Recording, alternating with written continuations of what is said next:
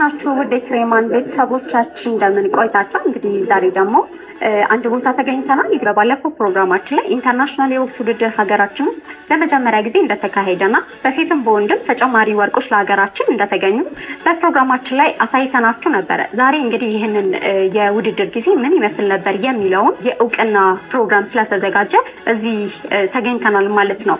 ከዛ በተጨማሪ የምሳ ግብዣ ተዘጋጅቷል። እዛ ላይ ነው የምንገኘው። እንግዲህ ምን ይመስላል የሚለውን ደግሞ አጠር አድርገን ወደ እናንተ ነው የምናደርሰው።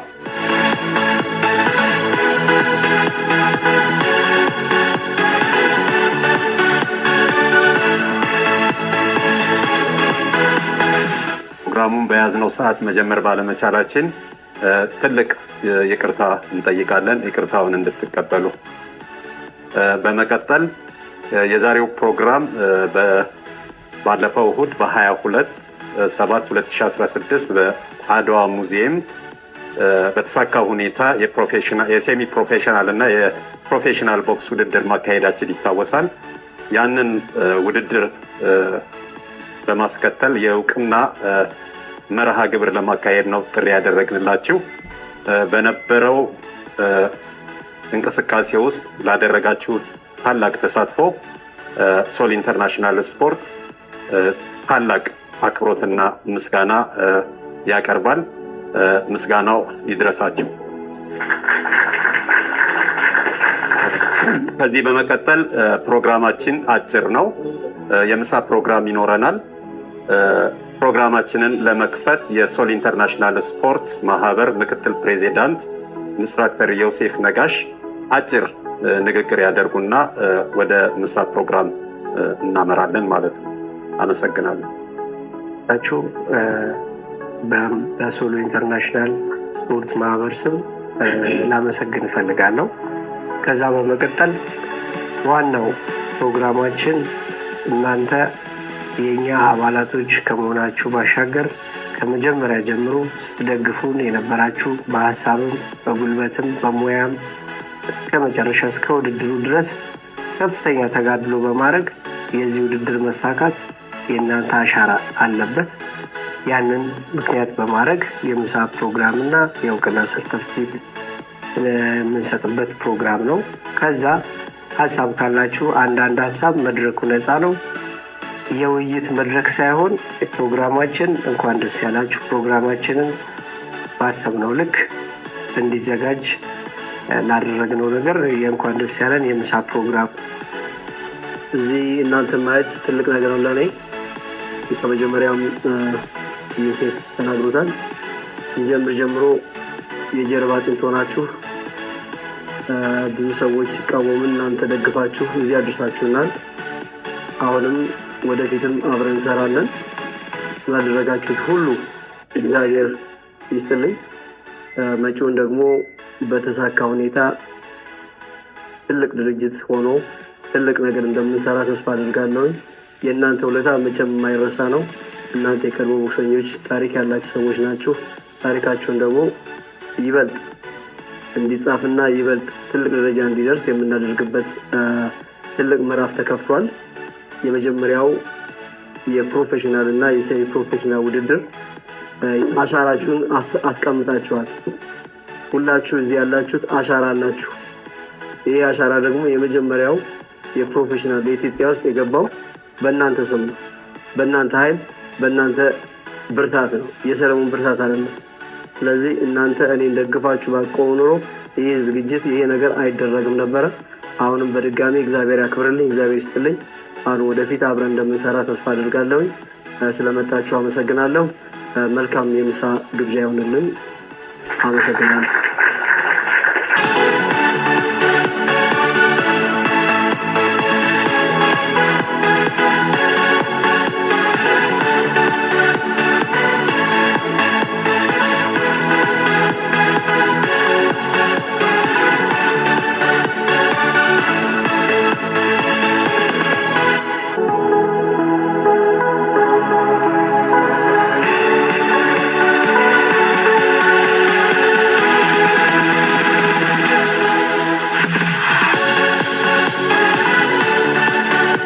ጌታችን የሆነችው ቤተል ወልዱ አጠገባችን ተገኝታለች። ላመጣችው ድል ከፍተኛ የሆነ እውቅና ሶሎ ኢንተርናሽናል ይሰጣል። በሶሎ ኢንተርናሽናል ስም አንድ ጊዜ እንድታመሰግኑልኝ።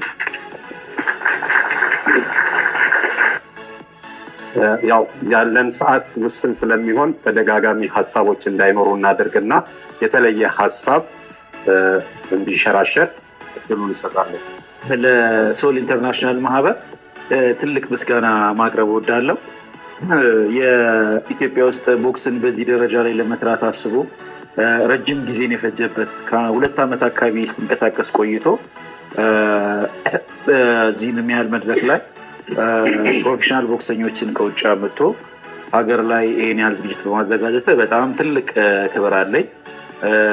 በጣም ደስ የሚል እንቅስቃሴ ነው። እዚህ ውስጥ ያለው ሁሉም የቦክስ ቤተሰብ ስለሆነ ቦክሱ በምን ይደግ፣ ቦክሱ እንዴት እናሳድገው ብሎ የሚያስብና የሚጨነቅ ሰው ነው። ሁሉም እሱ ባለፈበት እንዲያልፍ የሚፈልጉ ሰዎች አይደለም እዚህ ላይ ያሉት። ትላልቅ ስም ያላቸው ሰዎች እዚህ ውስጥ አሉ። ትላልቅ ለኢትዮጵያ ውስጥ ትላልቅ ታሪክ ያላቸው እዚህ ቦታ ላይ እነሱን በማግኘታችን በጣም ደስ ይለኛል። በጣም ትልቅ ክብር የሚገባቸው ሰዎች አሉ። እነሱም አመስግኑልኝ። በመቀጠል ስለ ፕሮግራሙ ዮሴፍ ነጋሽ ጆሲ ይህን ፕሮግራም ብሎ ሲለፋ ረጅም ጊዜ አይቼዋለሁ። በጣም ሲደክም አየው ነበረ። ጆሲ በጣም ትልቅ ክብር አለኝ ለአንተ። እዚህ ደረጃ ላይ ደርሶ በማየቴ በጣም ደስ ብሎኛል። ሲቀጥል ስለ ውድድሩ ትንሽ እናገር። ውድድሩን ዋጋ እንደተከፈለበት ያስታውቃል። በጣም ዋጋ ተከፍሎበታል። ግን ዋጋ ተከፍሎበት ሳቢ ማድረግ ይቻል ነበረ። በጣም ከዚህ የተሻለ ነገር ማሳየት ይቻል ነበረ።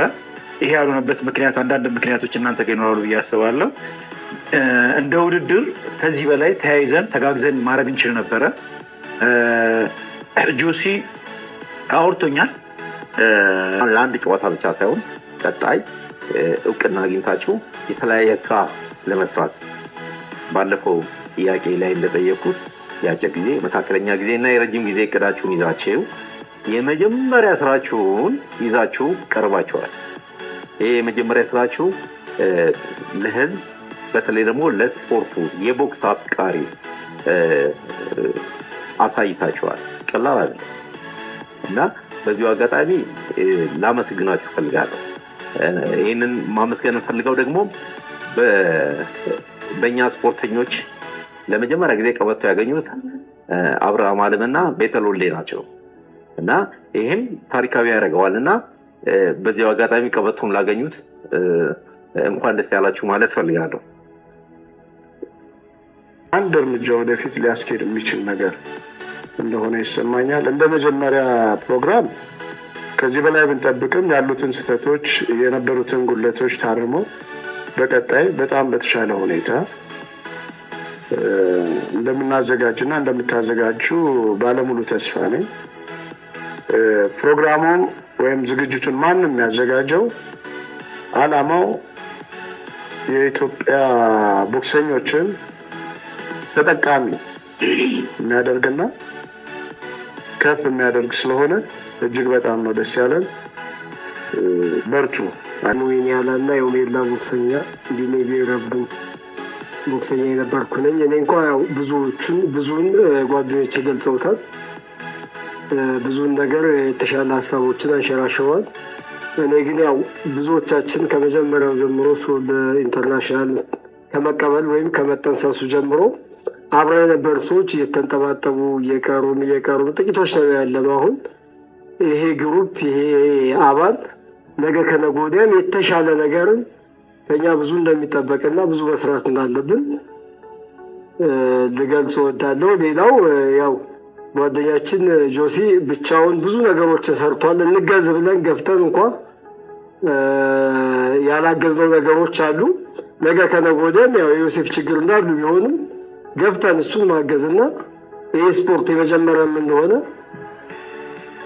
እንደተባለው ብዙ እንቅፋቶች በተለያየ መልኩ ሊያስቆሙ የሚችሉ ነገሮች መተውብን ነበር። ብዙ ቦታ ላይ እንዲህ ነው በሚል ማለት ነው። ያው ሁሉ በቃ ታልፎ ትልቅ ነገር ተሰርቷል። መጋቢት 22 በቀደምለት ማለት ነው። ስለዚህ የኛ ግሩፕ የተሰባሰብነው ግሩፕ የተሻለ ነገር ለመስራት ወደፊትም ከኛ ብዙ ነገር ይጠበቃል የሚል ሀሳብ ነው ያለኝ። አመሰግናለሁ። ሽፋንን በተመለከተ የሚለው ከዚሁ ጋር የተያያዘ እንግዲህ እኛ ያው የአደባባይ ሚስጥር ስለሆነ መናገር አለብን። የመጀመሪያ ዝግጅታችንን ጋዜጣዊ መግለጫ ላይ ኢንተርሌክዠሪ ሆቴል ነበር ልናካሄድ የታሰበ። ኢንተርሌክዠሪ ሆቴል ክፍያ ከተከፈለ በኋላ አድዋ ስለተመረቀ ያን ኦፖርቹኒቲ ስናገኝ ወደ አድዋ አምጥተናል። ምክንያቱም ተሳታፊ ቦክሰኞቻችን ከአፍሪካ ነው የሚመጡ ነገር እዛ መደረጉ የራሱ የሆነ ታሪካዊ አንድምታ አለው በሚል እሳቤ ወደዛ ሲሄድ እኛ 100% ከክፍያ ነፃ ነበር። ይሄ 100%። ይሄም ደግሞ ከጋዜጣዊ መግለጫ ሐሙስ ከነበረው ጋዜጣዊ መግለጫ በኋላ በአድዋ ሙዚየም የአዲስ አበባ ወጣቶች ቢሮ ተወካይ በተገኙበት ከሙዚየሙ ስራ አስኪያጅ ጋር የፕሬዚደንት ከፍተኛ ውይይት አድርገናል እና የላይቭ ስትሪሚንግ የቀጥታ ስርጭትን በተመለከተ የሙዚየሙን የአዳራሹን ጉዳይ በተመለከተ ሶሎ ኢንተርናሽናል የሚመለከተው ጉዳይ አልነበረም። ውድድሩ እስከሚካሄድ ድረስ ግን ጠዋት ሪንግ ሊገባ ሲሄድ ግን ሪንግ መግባት እንደማይችል ብዙ ነገሮች ከተሄደ በኋላ ውድድሩ 6 ሰዓት እስከ 6 ሰዓት ድረስ የመካሄድ ቴንደንሱ አደጋ ውስጥ ወድቆ ነው። ስለዚህ መጨረሻ ላይ ይሄ ነገር ስፖርተኞች ተወዳዳሪዎች መጥተዋል። የአይሮፕላን ቲኬት ካለ እየተራዘመ ሲመጣ ብዙ ኪሳራዎች ደርሰውበታል ፕሮሞተሩ ማለት ነው። ስለዚህ ውድድሩን በምንም ሰርከምስታንስ መቋረጥ ስለሌለበት ብቻ አውቶማቲካሊ አሁን ዝግጅት ባልተካሄደበት 200,000 ብር ተከፍሎ ነው በዛች ቅጽበት ውስጥ ይሄ ውድድር ሊዘጋጅ የቻለው እና ምንድነው ወደኋላ ስንመጣ ኦልሞስት 3 ወር የ2 ዓመት ዝግጅቱን እንታውና በቅርበት ያለውን ስንመጣ 3 ወር በውጣ ውረድ በጣም በተቃውሞ በጣም በሚያሳዝን በሚያሳፍር አካሄድ መጥቶ ነው ይሄ ውድድር ሊካሄድ የቻለውና እንደ መጀመሪያም እንደመሆኑ ደግሞ እንከኖች አሉ። እኛም መሸሸጋለች ዋንስ ባለፈ ነገር ማለቱ ምንም የሚፈይደው ነገር የለም። ግን ለእኛ ትልቅ ግብአት ሆነው በቀጣይ ለምንሰራቸው ስራዎች ጥሩ መነቃቂያ ተሳቢዎች ስለሚሆን ያንን ተቀብለን ጥሩ ነገር እንሰራለን ብዬ አስባለሁ። አንድ የተነሳ ነጥብ ደግሞ አለ። ይሄ ውድድር በየ3 ወሩ ወይም በተለየ ሰዓት ቢዘጋጅ የሚለው ጥሩ ነው። ግን እውነት ለመናገር አሁን ባለው ሰርከምስታንስ ገና የኢትዮጵያ ቦክስ ወደ ፕሮፌሽናል መንገድ ለመምጣት ግንዛቤውም ያሉ ቅንነቱም መልካምነቱም በጣም እንትን ያለ ደረጃ ላይ ነው። ስለዚህ እነኚህ ነገሮች ይበልጥ መንገዶች ክፍት ካልሆኑ በመንግስት መስሪያ ቤቶችም ይሁን በተለያየ ቦታ ክፍት ካልተደረጉ ከኛ በኋላም የሚመጡ ይህም ፕሮፌሽናል የተለያየ ሊያወዳድሩ የሚችሉ እንትኖች ተስፋ ሊቆርጡ ይችላሉ። እኔ በዚህ አጋጣሚ አቶ ሰለሞንን በጣም ማድነቅ እፈልጋለሁ። ምክንያቱም ጠዋት 1 ሰዓት ጀምሮ ሪንጉን ለማስገባት ቦታው ላይ ነበር።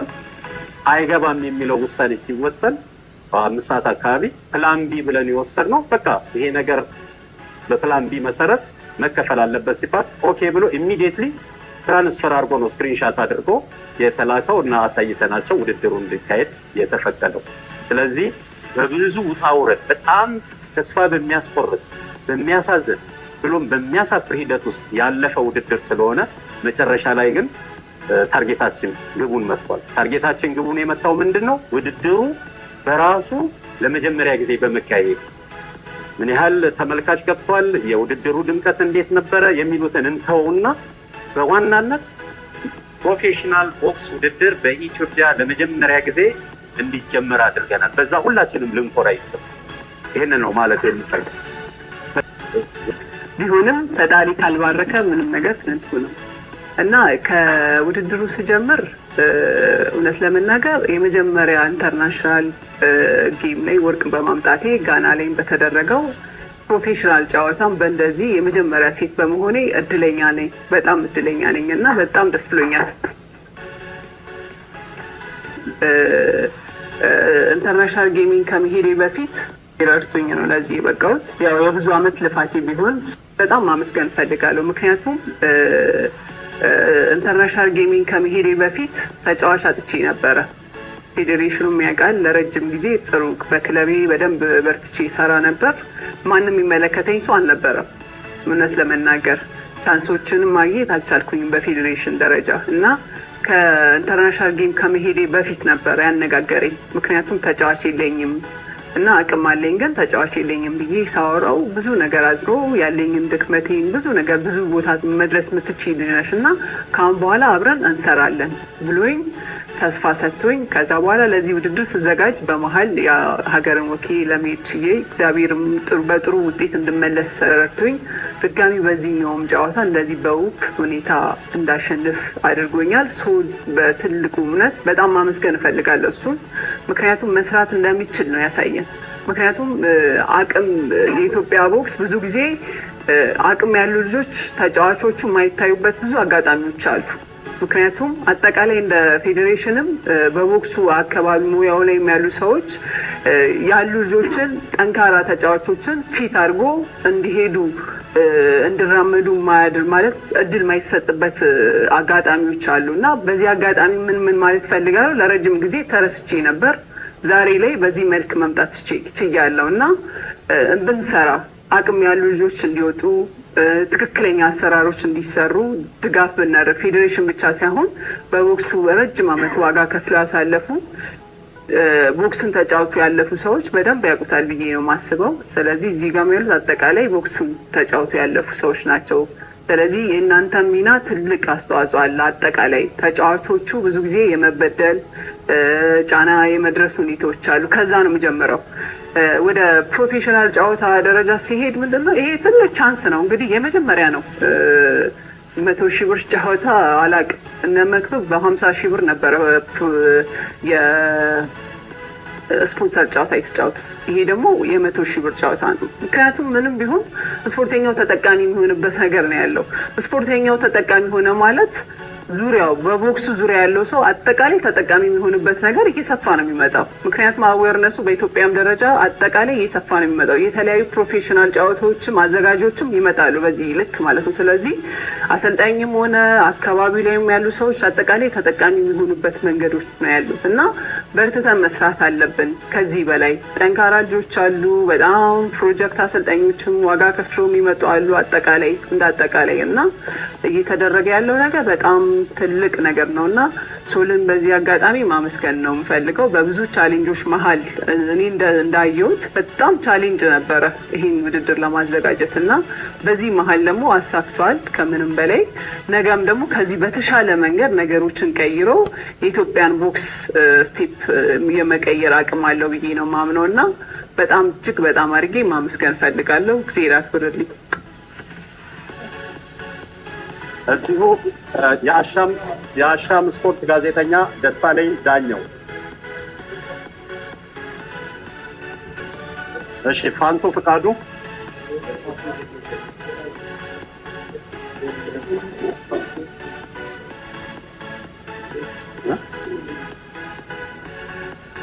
እኛም እጅ ለእጅ ተያይዘን የሚቀጥለውን ስራችንን የምንሰራበት የምናድግበት ነገር ይመጣል ብለን ተስፋ እናደርጋለን። አሁንም በድጋሚ የምናገረው ለተደረገው ሁሉ ላደረጋችሁት ሁሉ በጣም ነው የማመሰግነው። በቲሙ ላመሰግናለሁ።